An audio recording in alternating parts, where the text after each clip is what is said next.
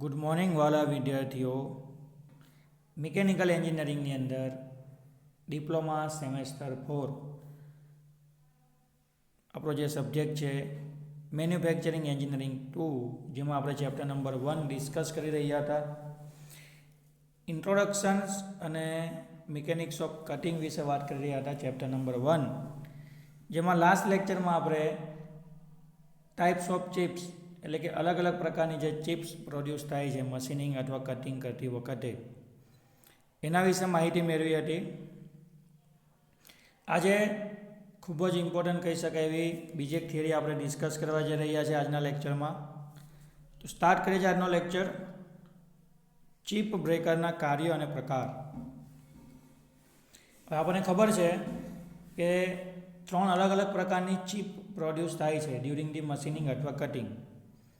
જેમાં જે built-up એજવાળી chip છે એ આપણને પસંદ નથી, કારણ કે એનાથી ઘણું બધું નુકસાન થઈ શકે છે. જો તૂટક ચિપ નીકળે ટુકડા ટુકડા તો પણ કંઈ પ્રોબ્લેમ નથી, પણ જો લાંબી લાંબી સાપ જેવી કન્ટિન્યુઅસ ચિપ નીકળશે તો તમે વિચાર કરો કે ઇન્ડસ્ટ્રીની અંદર 12-10 કલાક મશીનિંગ પ્રોસેસ ચાલતી હોય છે અને એ વખતે ઘણા બધા જોબ, ઘણા બધા વર્કપીસ ક્લિયર થતા હોય છે, બનતા હોય છે. તો મશીનની પાસે તમે જો સવારથી ચાલુ કરશો અને સાંજે જોવા જશો તો મશીન પાસે ઘણી બધી ચિપનો ઢગલો થઈ જાય છે, લાંબી લાંબી ચિપ. હવે આ જે લાંબી લાંબી ચિપ નીકળી છે, ઓકે, કન્ટિન્યુઅસ ચિપ, એને હેન્ડલ કરવું ઘણો બધો પ્રોબ્લેમ ક્રિએટ કરે છે. એક તમે એને હાથથી ઉંચકી નહીં શકો, કારણ કે શાર્પ એજ એવો છે, ધારવાળી હોય છે, તો તમને હાથમાં વાગી શકે છે. તમારે સ્પેશિયલી રોજ આટલી બધી જે ચિપ ઉત્પન્ન થાય છે એને હેન્ડલ કરવા માટે, જગ્યા સાફ કરવા માટે, ઓકે, એને ડિસ્પોઝેબલ અથવા એને ડિસ્પોઝ કરવા માટે, એનો નાશ કરવા માટે એક ચોક્કસ મિકેનિઝમની જરૂર પડે. પણ જો આ જ ચિપ જ્યારે ઉત્પન્ન થાય ત્યારે કન્ટિન્યુઅસ હોય, વર્કપીસમાંથી નીકળે ત્યારે કન્ટિન્યુઅસ હોય, પણ પછી આગળ જતાં જો તૂટી જતી હોય, તૂટક ચિપમાં કન્વર્ટ થઈ જતી હોય, તો પછી એને હેન્ડલિંગ કરવામાં કે એનો નાશ કરવામાં, એને રિસાયકલ કરવામાં અથવા તો ડિસ્ટ્રોય કરવામાં, ડિસ્પોઝ કરવામાં એટલો બધો પ્રોબ્લેમ ક્રિએટ થશે નહીં. તો આ એક પ્રોબ્લેમ હતો વર્ષો પહેલાં કે ભાઈ લાંબી લાંબી ચિપ નીકળતી હતી તો એને હેન્ડલ કરવામાં ઘણી મુશ્કેલીઓ થતી હતી. તો આ લોકોએ શું કર્યું, તો કે જે લાંબી લાંબી ચિપ નીકળે છે એ નીકળશે તો ખરી, ઓકે, સપોઝ કે આ રીતની લાંબી ચિપ નીકળે તો છે, નીકળશે તો ખરી, પણ અમુક લંબાઈ પછી, અમુક એપ્રોક્સિમેટલી લંબાઈ પછી એ આપોઆપ જ શું થશે, એની જાતે જ વચ્ચેથી તૂટી જશે. ક્લિયર? ત્યાર પછી બીજી ચિપ નીકળશે, પછી ત્રીજી નીકળશે, એટલે અમુક લંબાઈ થાય ને એટલે અહીંયાથી જાતે અમુક લંબાઈ પછી એની જાતે જે ચિપ શું થશે, ઓટોમેટિકલી તૂટી જશે. તો ચિપ તૂટી જવી અથવા ચિપને તોડી કાઢવી એટલે આપણે એને ઇંગ્લિશમાં શું કહીએ છીએ, બ્રેક કરવી. ચિપને આપણે બ્રેક કરી દીધી. અને ચિપને બ્રેક કરવા માટેની જે આપણે આખી મિકેનિઝમ બનાવી અથવા એવું જે કોઈ સાધન બનાવ્યું તેને કહેવાય છે ચિપ બ્રેકર.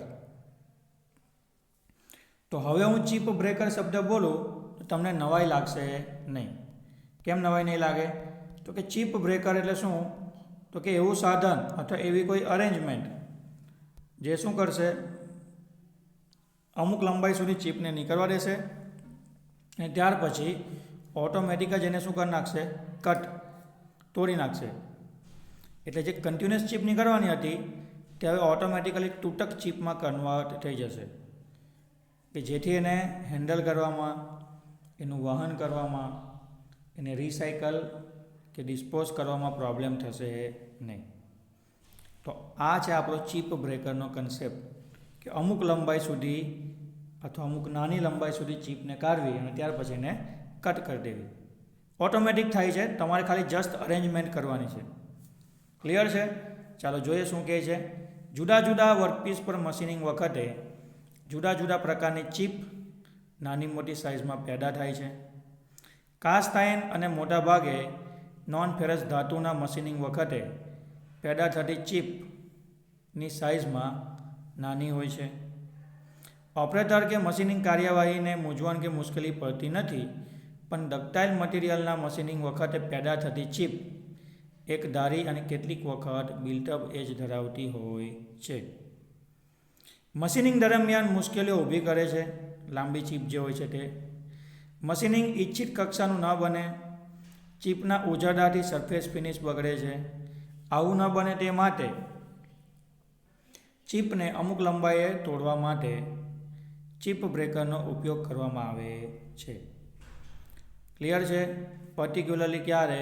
જ્યારે તમે ડક્ટાઇલ મટીરિયલનું મશીનિંગ કરો ને ત્યારે જ લાંબી લાંબી ચીપો નીકળે છે અને એના કારણે ઘણું બધું નુકસાન થઈ શકે છે, જેમ કે સરફેસ ફિનિશ બગડી જાય. ક્લિયર છે? ચીપના ઉજરડા પડે, તમને પ્રોપર દેખાય નહીં ચીપના ગુચરા થવાથી. આ બધો પ્રોબ્લેમ સોલ્વ કોને કરી નાખ્યો? ચીપ બ્રેકરે. તમે ચીપ બ્રેકર યુઝ કરો એટલે અમુક લંબાઈ સુધી ચીપ નીકળે ને પછી એની જાતે શું થઈ જાય? એ તૂટી જાય. જાતે તૂટે એટલે આપણે જે મિકેનિઝમ બનાવી છે ને એના કારણે તૂટી જાય છે. ઓકે, તો મુખ્ય કાર્ય આપણને આપ્યા છે કે આ જે ચિપ બ્રેકર આપણે બનાવ્યું એના મુખ્ય કાર્ય શું છે તે. તો મશીનિંગ કરતી વખતે પેદા થતી ટૂલ ફેસ પર સરકતી ચિપનું નિયંત્રણ કરવું. જ્યારે ચિપ ક્રિએટ થાય તો ચિપ પાછી ફરીને ક્યાં આવી જાય છે? ટૂલના ફેસ ઉપર આવી જાય અથવા તો ક્યાં આવી જાય? વર્કપીસની સરફેસ ઉપર આવી જાય છે અને ત્યાં પછી એ ઘસીને એની ઉપર ઘસાય છે અને ઉજરડા પાડે છે, સ્ક્રેચ પાડી દે. તો એ અટકાવવું અને અમુક લંબાઈ પછી ચીપને તોડી પાડવી. ઓકે, સામાન્યતઃ નોર્મલી શું થાય છે? ચિપ વહન નિયંત્રણ, રેક એંગલ અને કટિંગ એંગલની યોગ્ય પસંદગીને આભારી છે. તમે જો યોગ્ય રેક એંગલ કે કટિંગ એંગલ પસંદ કરો તો એનાથી ચિપ અમુક લંબાઈ પછી ઓટોમેટિક જ તૂટી જશે. ક્લિયર છે? અને એનાથી કોઈ પ્રોબ્લેમ થવાનો નથી. પણ જો આ સેટ ન થતું હોય અને તમે કોઈ વિશિષ્ટ પ્રકારની રચના કરો, વિશેષ પ્રકારની કોઈ રચના કરો અથવા કોઈ એવી વ્યવસ્થા ગોઠવો કે જેથી ચિપ આપોઆપ તૂટી જાય છે, તો એ વ્યવસ્થાને, એ જે અરેન્જમેન્ટ આપણે કરીએ છીએ એને ચિપ બ્રેકર કહેવામાં આવે છે. વર્કપીસમાંથી ચિપ છૂટી પડે છે ત્યારે તેની નિર્યાત ગતિને ચિપ બ્રેકર અવરોધે છે.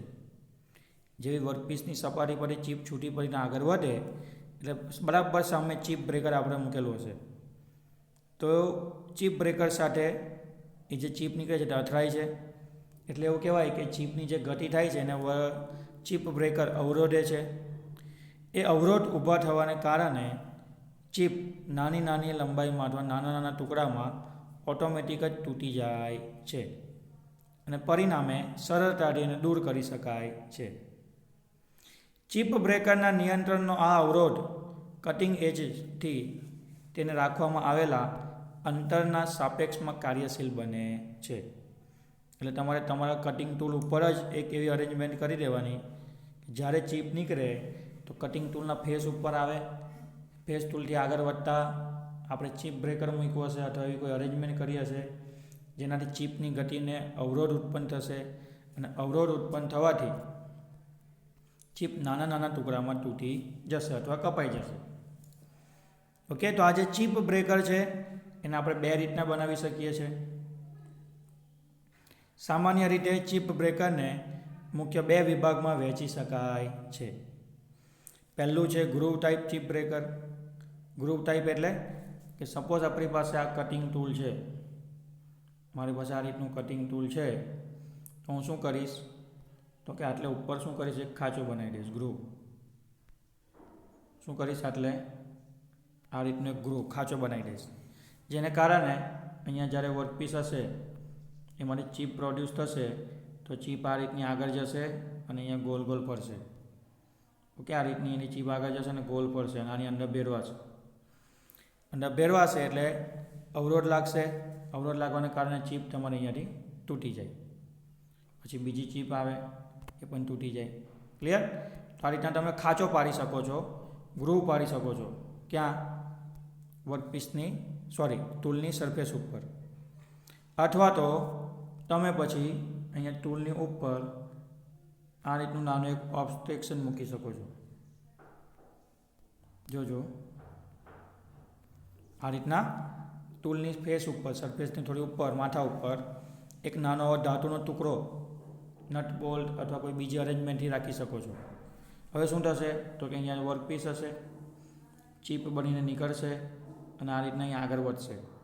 આગળ વધે એટલે આટલે શું થાય? એના અવરોધ ઉત્પન્ન થાય અને અહીંયાથી એની લંબાઈ એટલે કે વર્કપીસ છે, જે ચીપ છે એ શું થશે? તૂટી જશે, એટલે કે કપાઈ જશે. ઓકે? તો ટૂલની અંદર ગ્રુવ એટલે કે ખાંચો પાડીને પણ આપણે શું કરી શકીએ છીએ? ટૂલની અંદર ગ્રુવ ખાંચો પાડીને આપણે ચીપ બ્રેકર બનાવી શકીએ છીએ. અથવા ટૂલની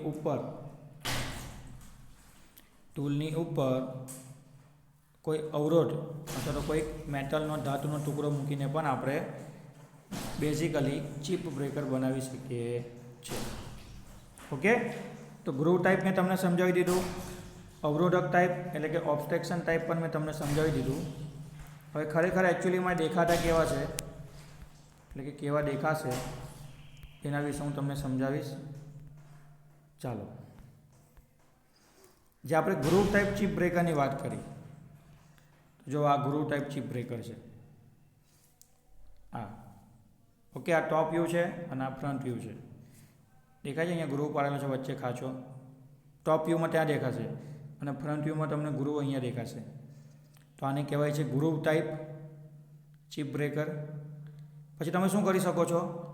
આ જે બોર્ડર છે ને કોર્નર, એના પર પગથિયા જેવું એટલે કે સ્ટેપ પણ પાડી શકો છો. ક્લિયર છે? આ રીતનું ટૂલ હોય તમારું, આ ટૂલનો ફ્રન્ટ વ્યૂ છે. તો આ જે કોર્નર દેખાય ને અહીંયા તમે પગથિયું બનાવી દો એટલે કે સ્ટેપ બનાવી દો આ રીતનું. તો આ જે પગથિયું જે ખાંચો બન્યો એને કારણે પણ એને ગ્રુવ ટાઈપ ચીપ બ્રેકર કહેવામાં આવે છે. ઓકે?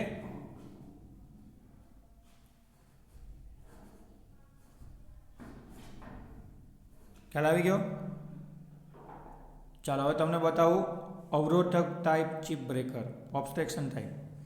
તો જો આપણી આ ટૂલ છે, આપણું ટૂલ છે, આ ટૂલની બીટ છે, તેની ઉપર એક ધાતુનો ટુકડો મૂકી દીધો અને ક્લેમ્પિંગ ડિવાઇસથી એને ક્લેમ્પ કરી લીધો. તો જે આર દેખાય છે ને તમને, આર લખેલું, એ આપણો ધાતુનો ટુકડો છે જે ચીપને અવરોધ ઉત્પન્ન કરશે. એના કોન્ટેક્ટમાં ચીપ આવશે એટલે ઓટોમેટિક કટ થઈ જશે. તો આ રીતના આપણે આર્ટિફિશિયલી એટલે કે અલગથી ટૂલની ઉપર, આજે મેં તમને બતાવ્યું, ટૂલની ઉપર આ રીતના ધાતુનો ટુકડો મૂકીને નટ બોલ્ટથી એને ક્લેમ્પ કરીને ફિક્સ કરીને પણ ચીપ બ્રેકર બનાવી શકીએ છીએ. ઓકે? તો આ થઈ ગયું ચીપ બ્રેકરની અરેન્જમેન્ટ. હવે આપણે જોવાના છે નેક્સ્ટ કે ચીપ બ્રેકર તો આપણે બનાવી દીધું, એનાથી ફાયદો આપણને શું થશે? તો ફાયદો મેં તમને કીધું એ રીતના લાંબી લાંબી ચીપો નીકળતી બંધ થઈ જશે, અથવા લાંબી ચીપો નીકળશે તો આગળ બહાર આવીને પછી એ તૂટી જશે. તો ફાયદામાં શું કહે છે? યોગ્ય પ્રકારના વપરાશથી મશીનિંગ ઓપરેશન દ્વારા ઇચ્છિત પરિણામ મેળવવામાં સુલભતા. તમે કમ્પ્લીટ ઓપરેશન પરફોર્મ કરશો મશીન કે કટિંગ, તેમાંથી તમે ધારો એવું ઓપરેશન પરફોર્મ કરીને તમને જે ક્વોલિટી જોઈએ છે ક્વોલિટી તમે મેળવી શકશો. ચલિત પરિબળો જેવા કે સ્પીડ, ફીડ અને ડેપ્થ ઓફ કટનો નિર્ધારિત સમન્વય થવાથી MRR યોગ્ય રીતે મેળવી શકાય છે.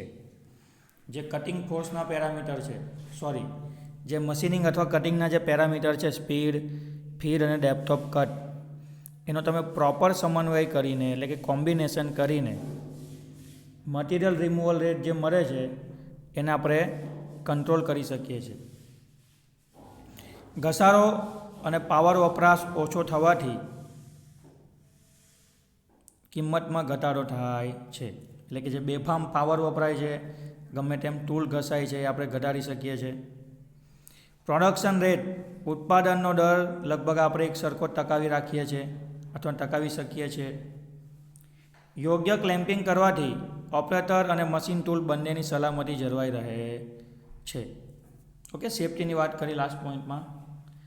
ગેરફાયદાની વાત કરીએ. ગેરફાયદા દેટ મીન્સ કે શું કહેવાશે? નુકસાન, ડીમેરિટ, ડિસએડવાન્ટેજીસ. તો ટૂલની ઉપર ગ્રુવ એટલે કે ખાંચો પાડવાથી ટૂલની જે મજબૂતાઈ છે ઓછી થઈ જાય છે, એટલે ટૂલ પરિણામે કેવું બને છે?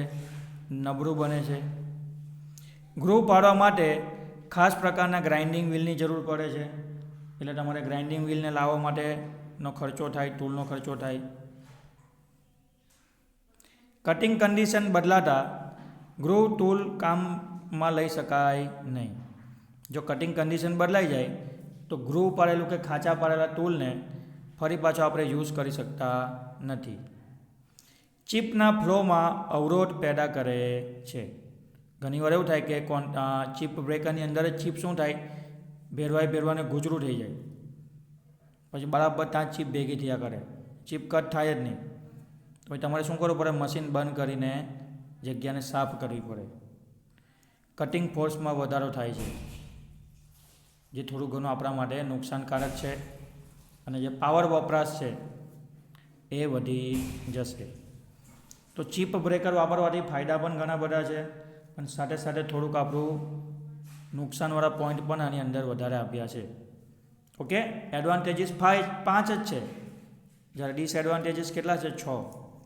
તો એ તમારા ઉપર ડિપેન્ડન્ટ છે કે ચિપ બ્રેકર વાપરવું કે ન વાપરવું. ઓકે, સરસ મજાનો કન્સેપ્ટ આપણે ડિસ્કસ કર્યો. અહીંયા સુધી રાખીએ છીએ આજના લેક્ચરમાં. મળીશું આવતીકાલે અને નેક્સ્ટ ટોપિકને ફરી પાછા કન્ટિન્યુઅસ કરીશું. Thank you.